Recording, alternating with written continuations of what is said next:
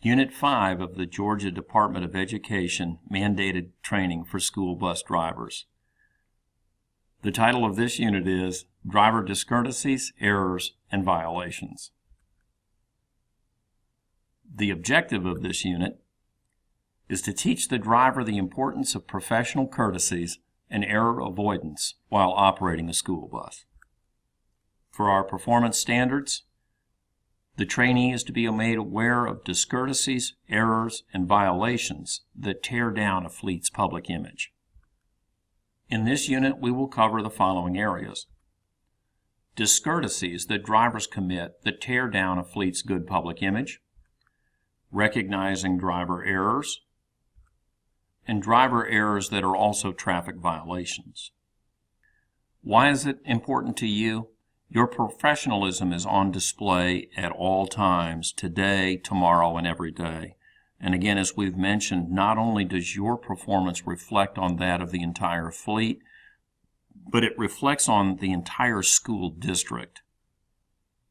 We are here to provide safe transportation for students like this young lady here. And the question is, are you performing your job with her best interest in mind? In this topic, we're going to be discussing the following: discourtesies that drivers commit that tear down a fleet's good public image.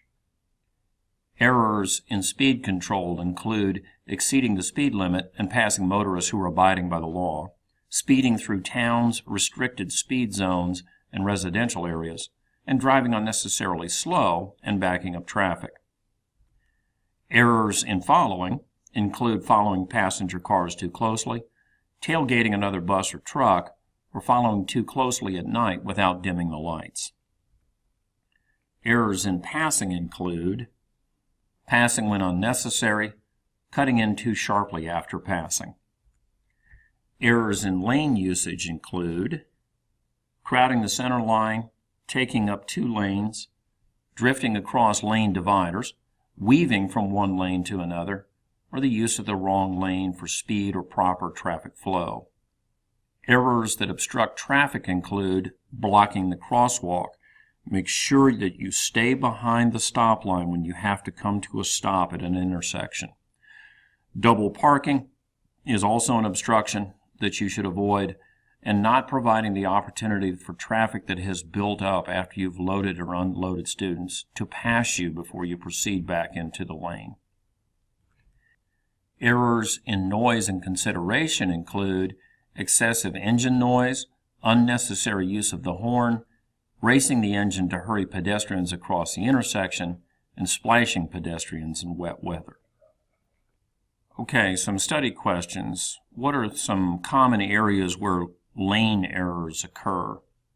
Crowding the center line, taking up two lanes, drifting, weaving, wrong lane use for the speed, and improper traffic flow. Okay, we've just talked about driver discourtesies. Now let's talk about recognizing driving errors. And the first type of error can be before you even start up. These errors include failure to properly evaluate your own personal, mental, and physical condition, failure to signal when pulling away from a curb, failure to wait for a break in traffic before moving. Driving errors in speed control include driving too fast for the volume of traffic, driving too fast for the condition of the road, driving too fast for the condition of the road surface, driving too fast for visibility conditions due to weather or the road, driving too fast for light conditions such as dusk or darkness, driving too fast for neighborhood or roadside environments, driving too fast for street, highway layout and traffic signals, or driving too slow for the speed of the traffic stream. Improper lane usage includes failure to select the proper lane, failure to drive in the center of the lane, an abrupt lane change, failure to signal intent to change the lanes, and generally just weaving in and out of traffic lanes. Passing errors include misjudging speed and nearness of oncoming vehicles, failure to check side and rear before pulling out to pass, overtaking and passing too slowly, cutting in too quickly after passing, failure to signal the intention of passing to a driver being passed, unnecessary passing, racing other vehicle trying to pass you, or passing in or too close to an intersection. Turning errors include turning from the wrong lane, failure to let oncoming traffic clear before turning left, failure to block area to the right of the vehicle on right turns, overrunning curb on right turns, abrupt turn on slippery road surface leading to a skid, failure to signal intention to turn. And stopping errors. These would include failure to make a smooth gradual stop, failure to signal a stop, failure to stop in time, and abrupt braking on slippery road surface leading to a skid. All right, a discussion question here. What type of a driver error is the following? Abrupt braking on a slippery road surface leading to a skid. And that is a stopping error. Okay, we've talked about driver discourtesies. We've talked about driver errors in general. Let's talk about frequent driving errors that also lead to traffic citations. Running errors. Those include speeding in excess of the legal limit, speeding too fast for the conditions, driving too slow for conditions, or following too closely. Passing errors that can lead to a citation include passing at an illegal place, passing at an unsafe place, unnecessary passing, or exceeding the legal speed to pass. Intersection violations that can result in a citation include the failure to yield the right-of-way, running through a red light, coasting through a stop sign, failure to reduce your speed for intersections, failure to yield to oncoming traffic when making a left turn, failure to yield right-of-way to a pedestrian. Improper lane usage that can lead to a citation includes failure to select the proper lane, turning from a wrong lane, sudden change of lane, or failure to signal the lane change. And finally, parking and stopping errors that can lead to traffic citations include illegal stopping on a street or a roadway, obstructing traffic, double parking, or failure to secure the parked vehicle. The question for discussion here, illegal stopping on a street or roadway is what type of driving error? It's a parking or stopping error. All right, to summarize, we've talked about errors that tear down our public image. So the importance of public image and things you can do to help maintain it include speed control, following properly, passing properly, proper lane usage, and obstructing traffic, and also noise and other considerations. Recognizing and correcting driving errors includes evaluation before startup, speed control, improper lane usage, passing errors, turning errors, and stopping errors. And driving errors that are traffic violations potentially include running errors, passing errors, intersection violations, improper lane usage, and parking and stopping errors. Okay, so what does all of this mean? This training will make the trainees aware of how important it is to be professional in exhibiting your driving skills and how important being courteous to the public is as a school bus driver. To measure the performance standards, utilizing the principles of this unit will significantly reduce accidents, improve driver relations with the driving public, and increase roadway safety. It should also increase the public's confidence in your school's transportation competence and improve employee evaluations. And finally, it should improve the trust and respect administrators, parents, and students have for you as a professional school bus driver. Okay, to summarize this up, what is your job?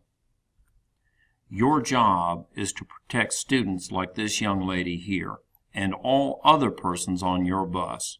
Their life is depending on you. This is Unit 15 of the Georgia Department of Education's mandated classroom training for school bus drivers. Our topic is extracurricular trips. For the objectives, we're going to teach drivers what info is needed in planning a field trip route, and to teach drivers how to identify the necessary preparations for handling emergencies while on a field trip. In a continuation of those objectives, to teach the driver his or her responsibility as well as those of the group leader, chaperone, and transportation supervisor. As the performance standards, at the end of the training, you as the driver should be able to outline your responsibilities, emergency preparations, route planning, and the responsibilities of the chaperone. Extracurricular trips overview. We're going to have an introduction, planning the route, emergency preparations, and finally the responsibilities of the various parties involved. Why is this important? You may not have time to think or react if a problem should arise.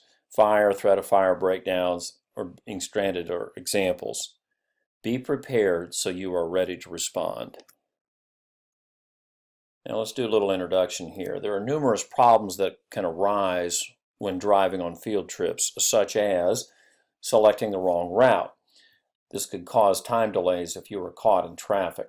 Getting lost. If you're not familiar with the area, you should map out and get directions. Never depend upon another person to show you. Running out of fuel. This isn't acceptable. You must always fuel your bus before leaving. Becoming ill. If you are sick or taking medication that might impair you, contact your supervisor immediately because accidents can happen. And arriving late or not at all. You must be as close as possible to being on time. You must get the trip information from the trip coordinator and be at the departure or pickup location at least 10 minutes prior to the departure.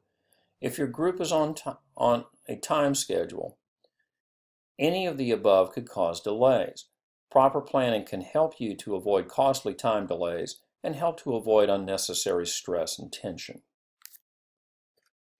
Continuing on with items in this introduction, there are going to be numerous problems that can arise because there are no food or rest stops were included. Get with your trip sponsor to make sure that they have included these in the itinerary. The best way to ensure a safe and happy trip is through proper pre-planning. The importance of the pre-planning. Since most field trips take drivers out of their districts, when and if problems occur, you may have a more difficult time getting assistance. Without the proper planning, minor problems can become major ones. Let's talk about planning the route. Departure times and locations. You as the driver must know the exact time you are to arrive at the school, the exact location for the student pickup, and the exact time of the departure for the event. Arrival times. The drivers must know the time that the group should arrive at the event. The exact time and location must also be known. For the return trip, drivers must know when they are to arrive at the student area pickup, the exact location, and when to depart. It is important that drivers know their exact arrival time and location back at the school so parents know when and where to pick the students up. Primary and secondary trips. It is important for drivers to plan routes in sufficient detail that travel time can be reasonably estimated. The planned route should include both a primary and secondary route should there be a traffic tie-up or a detour on the primary route. Special stops. These should be planned in advance. Special stops can include food, fuel, and comfort. Ideally, this should be accomplished in one stop rather than separate stops for each. You should always include these in your estimated time.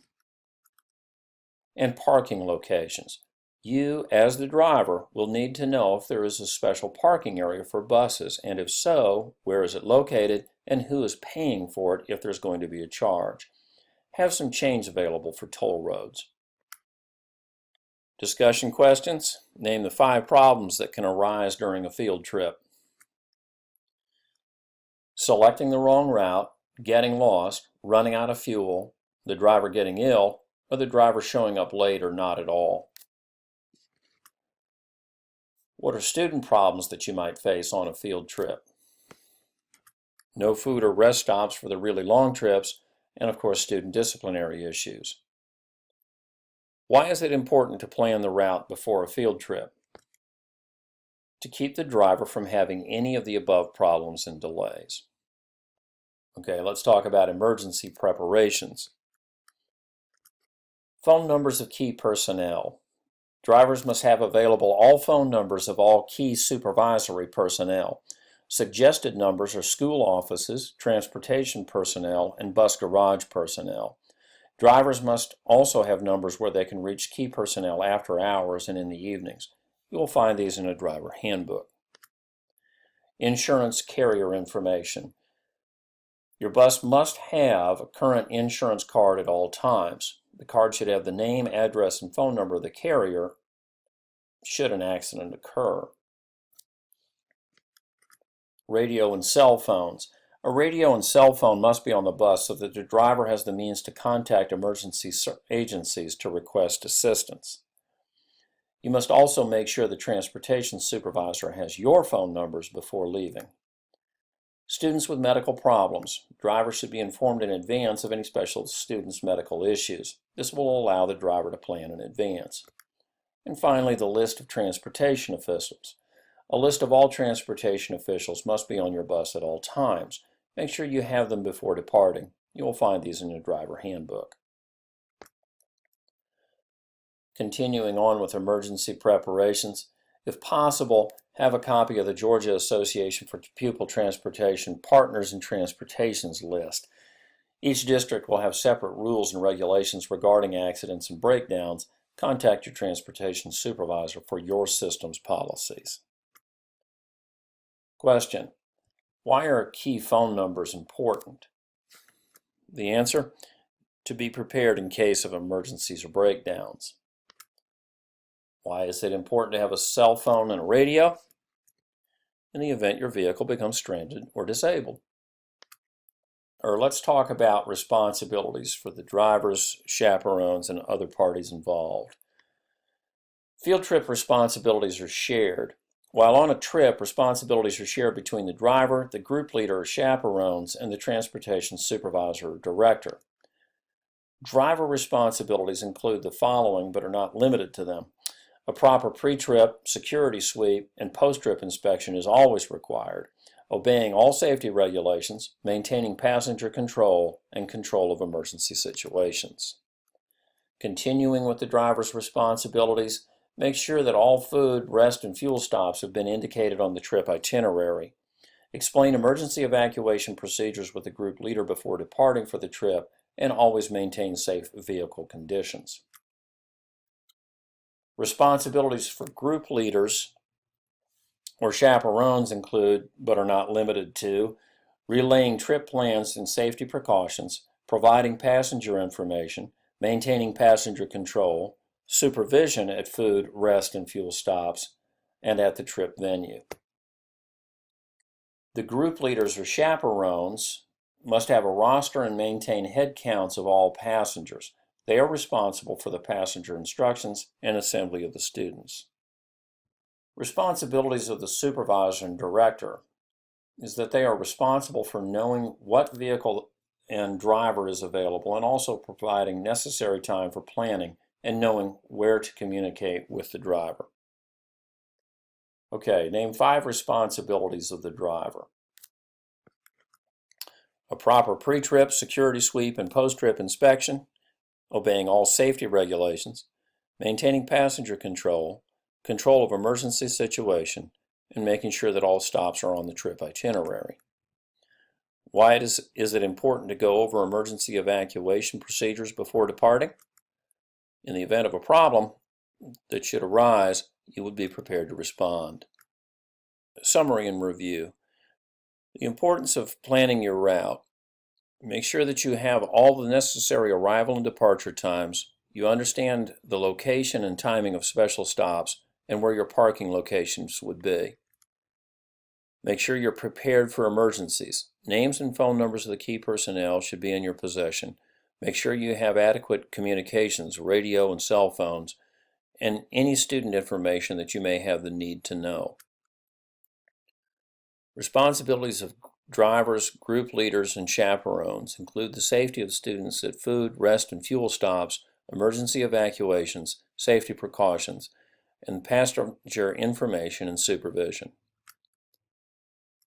Reasons to apply this training? This training is to let everyone know his or her responsibilities to ensure a safe field trip. How can you apply this training?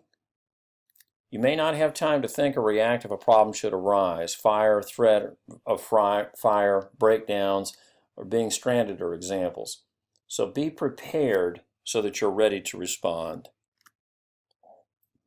Our measure of the performance standard: you as the driver should be able to outline your responsibilities, emergency preparations, route planning, and the responsibilities of the chaperone. Thank you for your attentiveness during this presentation.